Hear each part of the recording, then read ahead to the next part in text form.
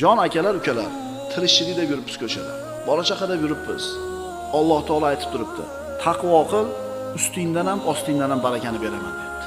Meni aytganimdan chiqma, shariat doirasidan chiqma, rizqingga baraka beraman deyapti. Robbimiz bizga aniq ishlaydigan formulani aytib tursa, namozni qo'yib do'konda tursak, Alloh taolo zakotni ber, taqvo qil desa, baraka beraman desa, 2,5% qizg'ansak, Ramazonda roza tut, taning sog'lom bo'ladi, rizqingga, umringga baraka beraman desa, issiq hozir desak, bolige lillahil masalul a'la karrani tablitsasida turibdi, qabul qilmayotgan odamga o'xshaymizda. Usiz ishimiz bitmaydi. Bu shunday bir formulalarki, tatbiq qilmay ilojimiz yo'q. O'shuning uchun qarangda, o'sha shariat ramkasida qo'lidan kelganicha harakat qilayotgan odamda topayotgan 3-4 chaqasida baraka bo'ladi.